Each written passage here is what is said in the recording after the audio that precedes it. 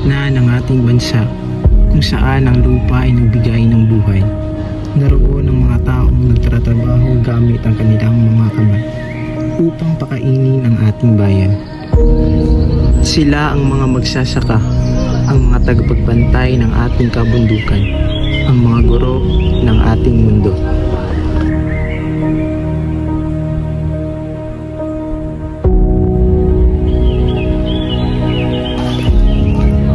Ang kanilang buhay ay hindi madali. Ang kanilang mga araw ay puno ng paggawa, paghihirap at pag-asa.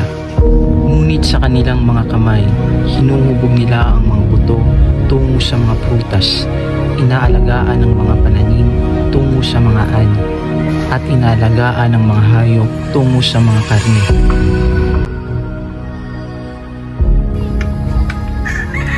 Oy, dong. Apa niya? Oh, ano palit kang kaway dong? Dili niya kanang tuyo ni mo yan. Oo, tama ito. Likod sa dong, Ina pilubre rin kita na kung bayang doble. Message kayo nga. Kuan, pag ginabuhin ako na rin. Ang kanilang katapatan at pagmamahal sa lupa ay nagbibigay sa kanila ng lakas upang magpatuloy.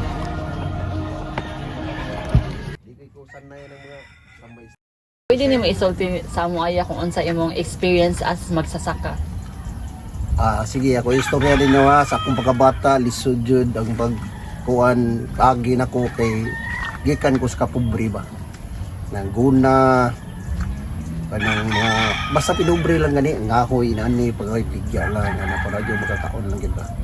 Hangtod na litaw ko sa latod pag-istorya sa pag-eskwela, lisod jud ko pag-eskwela ka kong mama, maglisod yung gasto gid kay daghan mi niya pobre rasad ba ang papa construction ra ina pero sigarbo sige nako kung bata nga kanang dako sila og katabang sa nako wala ko latalik di nana ba mo na ako ikasulti na ninyo parting pag mamuo panang parting paggunag tuwan maura mo yapon na construction ko gikan ni nana akong gibuhis kung bata construction luoy biya siya yung naon pero akong bata wala lang yun sila nagpabadlong ba.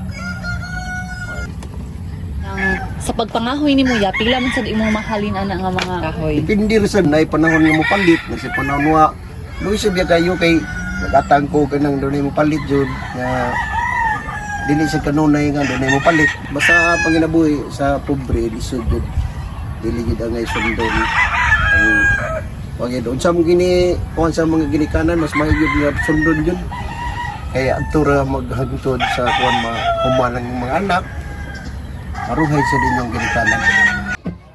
Si Mang Richard isang magsasaka na nagtatanim ng prutas at gulay sa loob ng maraming taon ay nagpapakita sa ating lahat ng kahalagahan ng pagsasaka. Sa karon nga generation niya kanang unsa may imong ikasulti sa mga kabatan-unan.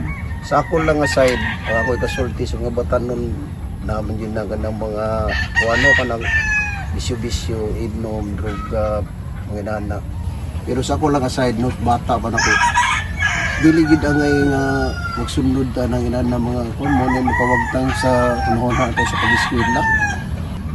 Ay ako na-practice ko ginom. Ulitaw pa ko. Wa ginanak ko masudos kung una-una, naginom. Ay ibaw ko kung sa hamtungan, inana ba.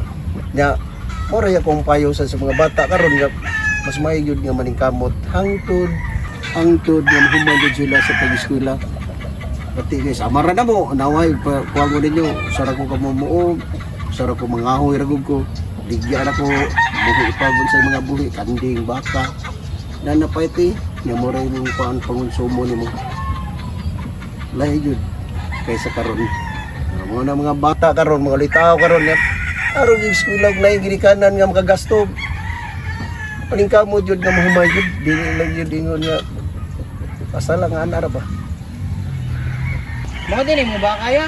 oh mga ni nung ako ni tugway mga si kanina kong kalingawan kada hapon buntag hapon udto ari na ko diri niya mga na kong baka mga paguglaw Kaya pila man sa ni kabuk mo ba kaya? upat tulo rin na tambay dog laki kini Bisa ka kapuyan og bantayan niya sa? antos lang yun dong kay lisod kayong panahon nga nakoy bata nga kuan basta lisod yun pero kamo tambag na ko nimo dong ninyo tanan tarong yung eskwela Kaya di mo ba parehas na ko inani ba?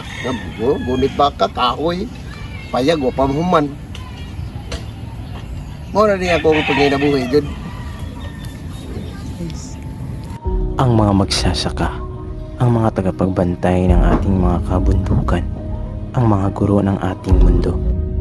Ang kanilang buhay ay hindi madali, ngunit ang kanilang katapatan at pagmamahal sa lupa ay nagbibigay sa kanila ng lakas upang magpatuloy. Ang kanilang mga kamay, ang mga kamay ng lupa, nagbibigay sa atin ng pagkain, nagbibigay sa atin ng buhay. Ang mga magsasaka ay ang mga haligi ng ating bansa. Ang pagpapahalaga at pag-aalaga sa ating mga magsasaka ay hindi lamang isang tungkulin, kundi isang hakbang tungo sa mas maunlad at mas matatag na bayan. Salamat sa mga magsasaka.